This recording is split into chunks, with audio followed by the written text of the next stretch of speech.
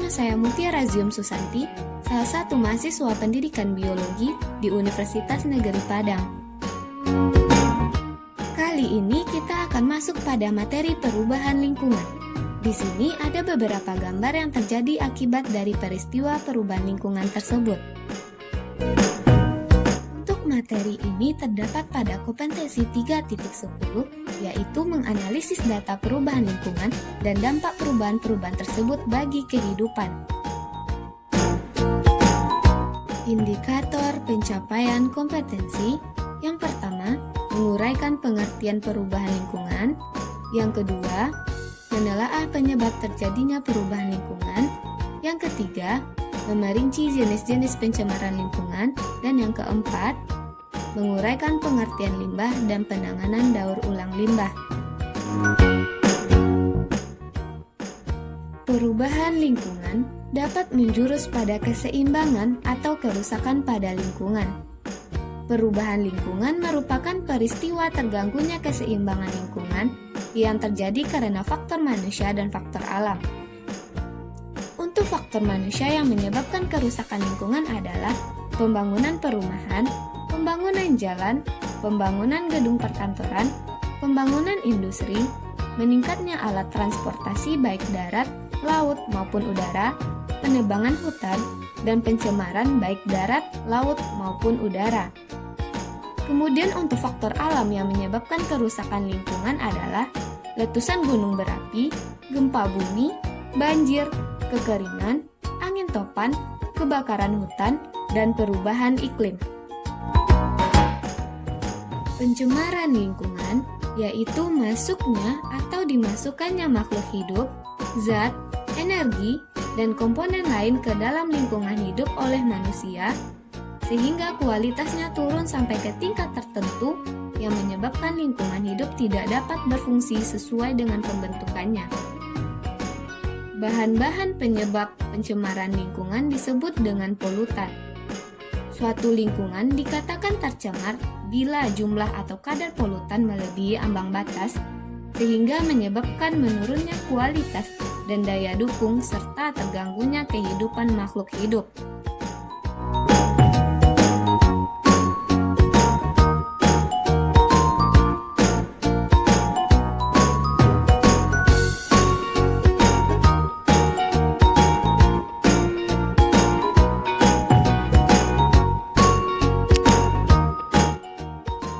Yang pertama ada pencemaran udara.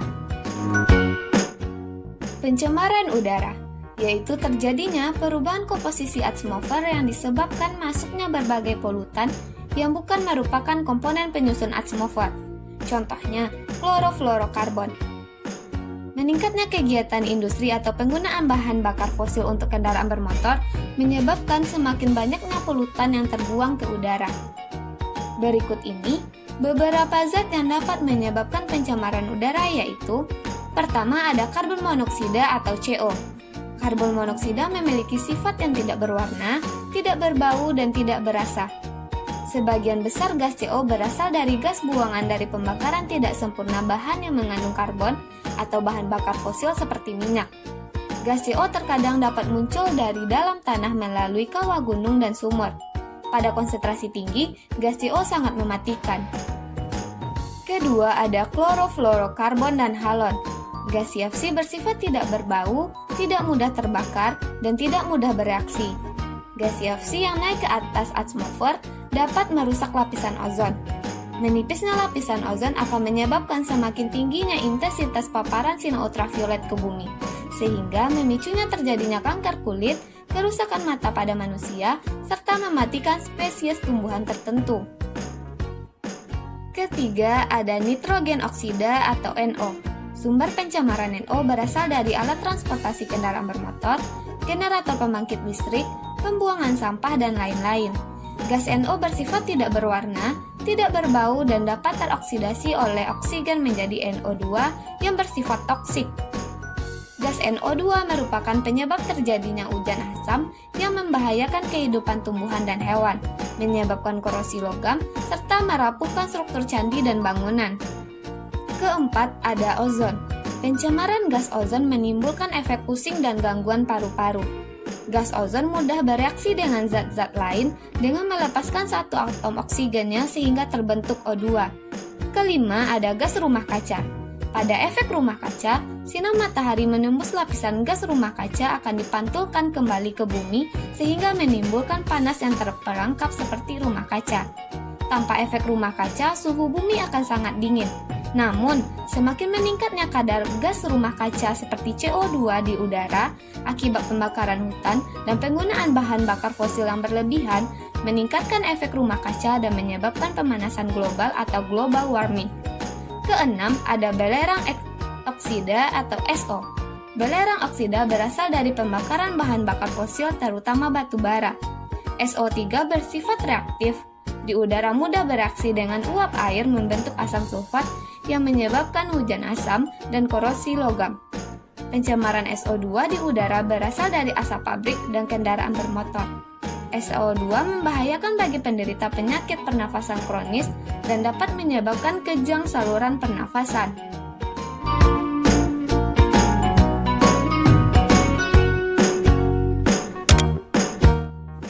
Jenis yang kedua ada pencemaran air.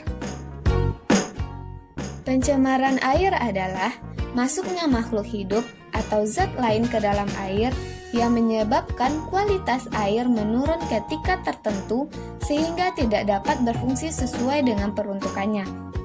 Sumber pencemaran air dapat berupa langsung dan tidak langsung. Sumber pencemaran langsung berupa buangan atau efluen yang langsung dibuang ke badan air. Misalnya, sungai, saluran air, selokan, laut, dan danau.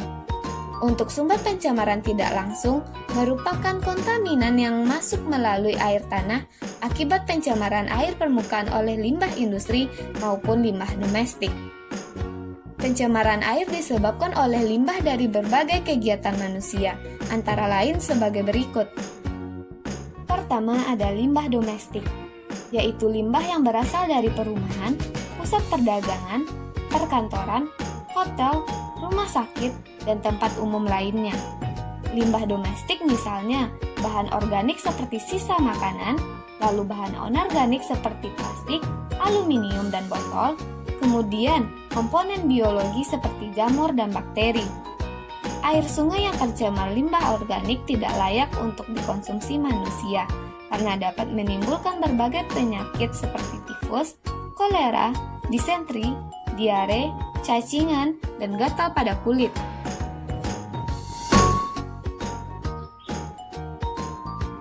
Kedua, ada limbah industri, yaitu limbah yang berasal dari industri atau yang kita kenal dengan pabrik. Limbah industri berupa bahan-bahan sisa yang mengandung logam berat berbahaya dan beracun, seperti bahan kimia, misalnya pewarna tekstil, lalu ada bahan anorganik contohnya merkuri, timbal, tembaga, krom, seng, nikel, dan ada cairan berminyak. Ketiga, ada limbah pertanian, yaitu limbah dari kegiatan pertanian berupa pupuk kimia dan pestisida. Nah, contoh dari limbah pertanian ini berupa insektisida, herbisida, dan fungisida. Kelebihan pupuk di lahan pertanian akan tercuci oleh hujan dan masuk ke saluran irigasi, sungai, dan danau, sehingga menyebabkan terjadinya peningkatan unsur hara di badan perairan yang disebut dengan eutrofikasi. Peningkatan unsur hara menyebabkan terjadinya blooming, yaitu pertumbuhan ganggang atau eceng gondok secara cepat sehingga menutup permukaan air. Permukaan air yang tertutup ganggang atau eceng gondok akan menghambat masuknya cahaya matahari ke dalam perairan dan menurunkan oksigen terlarut di air. Akibatnya, banyak organisme air yang mati kekurangan oksigen. Keempat, ada limbah pertambangan, yaitu limbah yang berasal dari area pertambangan. Contohnya, tambang emas yang menggunakan merkuri dan tumpahan minyak dari pertambangan minyak lepas pantai dan kebocoran kapal tanker nantinya akan mematikan organisme di laut, misalnya ganggang, ikan, mamalia laut, dan burung pemakan ikan di laut. Jenis yang ketiga yaitu pencemaran tanah. Berikut ini beberapa contoh dari pencemaran tanah yaitu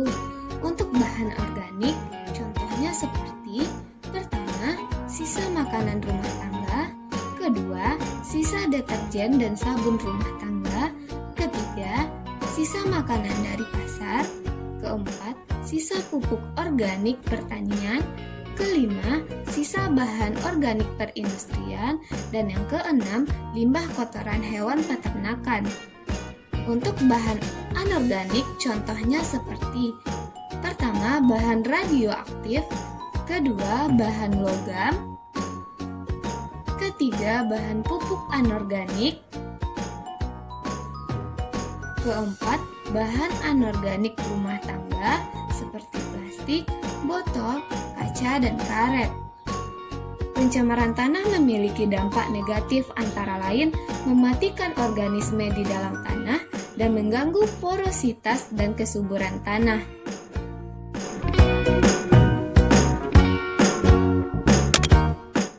Jenis yang terakhir yaitu pencemaran suara. Pengertian pencemaran suara adalah suara yang tidak diinginkan, mengganggu dan merusak pendengaran manusia. Pencemaran suara dapat dibedakan menjadi 4 macam. Yang pertama, ada kebisingan impulsif, yaitu kebisingan yang terjadi dalam waktu singkat dan biasanya mengejutkan. Contohnya, suara ledakan mercon, suara tembakan senjata, dan suara petir. Kedua, ada kebisingan impulsif kontinu, yaitu kebisingan impulsif yang terjadi terus-menerus tetapi hanya sepotong-sepotong. Contohnya, suara palu yang dipukulkan terus-menerus. Ketiga, ada kebisingan semi-kontinu, yaitu kebisingan kontinu yang hanya sekejap, kemudian hilang dan muncul lagi. Contohnya, suara lalu lalang kendaraan bermotor di jalanan dan suara pesawat terbang yang sedang melintas. Keempat, ada kebisingan kontinu, yaitu kebisingan yang datang secara terus-menerus dalam waktu yang cukup lama. Contohnya, suara mesin pabrik. Kebisingan kontinu, terutama yang berintensitas tinggi, sering menyebabkan rusaknya pendengaran. Kebisingan dapat menyebabkan gangguan kesehatan. Tingkat gangguan tergantung pada tingkat kenyaringan suara atau tingkat kebisingan, dan lamanya telinga mendengar kebisingan. Kebisingan juga menyebabkan gangguan psikologis seperti kesulitan berkonsentrasi dan gangguan fisiologis seperti sakit kepala. Selanjutnya, kita masuk pada topik penanganan limbah. Berdasarkan wujudnya, limbah dapat dibedakan menjadi 3 macam. Yang pertama ada limbah cair, kedua limbah gas, dan ketiga ada limbah padat. Pertama, sistem penanganan limbah cair domestik. Limbah cair domestik ada yang berbahaya, ada pula yang tidak berbahaya. Limbah cair yang tidak berbahaya misalnya air bekas cucian beras dan sayuran dapat dimanfaatkan kembali untuk menyirami tanaman. Pada bagian ini kita akan membahas lebih banyak tentang limbah cair berbahaya, yaitu tinja manusia. Penanganan limbah tinja manusia dapat dilakukan melalui metode berikut. Pertama, cubluk, berupa lubang yang diberi dinding tidak kedap air di bagian atasnya dan dilengkapi dengan tutup. Limbah dari jamban langsung dialirkan ke dalam cubluk.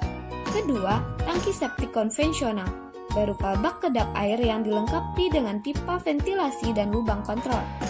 Ketiga, tangki septik biofilter atau upflow filter.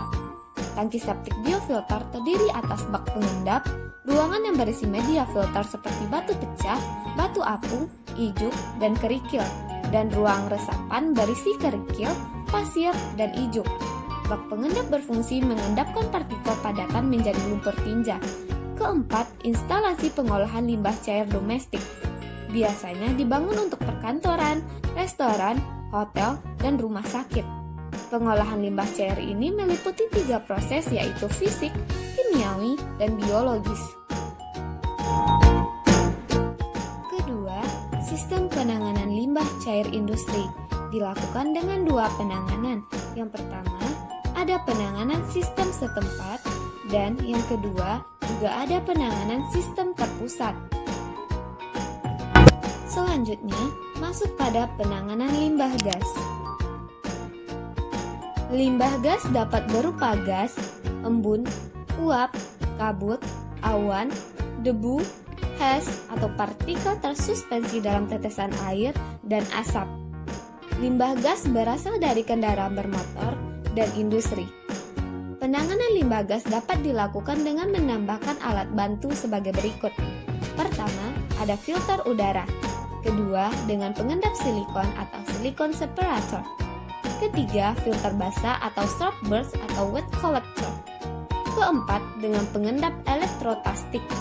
Kelima, ada pengendap sistem gravitasi. Ketiga, yaitu penanganan limbah padat. Penanganan limbah padat dapat dilakukan dengan meminimalkan limbah padat melalui cara-cara berikut ini. Pertama, ada reuse, yaitu memanfaatkan kembali barang bekas tanpa harus memprosesnya terlebih dahulu. Kedua, replacement, yaitu mengganti sesuatu yang lebih hemat dan lebih aman. Ketiga, refusal, yaitu menolak bahan yang membahayakan keseimbangan lingkungan dan keselamatan hidup organisme. Keempat, repair, memperbaiki yang kurang. Kelima, reconstruct, yaitu menyusun ulang struktur yang tidak sesuai. Keenam, redurability, yaitu memperpanjang umur suatu benda. Ketujuh, reduce, yaitu mengurangi limbah. Delapan, recycle, mendaur ulang limbah. Dan yang terakhir, recovery, yaitu memperoleh kembali barang yang bermanfaat melalui proses kimia, biologi, dan fisika. Untuk cara-cara penanganan limbah padat dapat diuraikan sebagai berikut. Yang pertama, ada dengan penimbunan tanah. Lalu yang kedua, penimbunan dengan tanah secara berlapis. Yang ketiga, dengan pembakaran. Lalu yang keempat, dengan penghancuran. Dan yang kelima, pengomposan dan sebagai makanan ternak. Sekian untuk materi perubahan lingkungan. Terima kasih sudah memperhatikan. Assalamualaikum warahmatullahi wabarakatuh.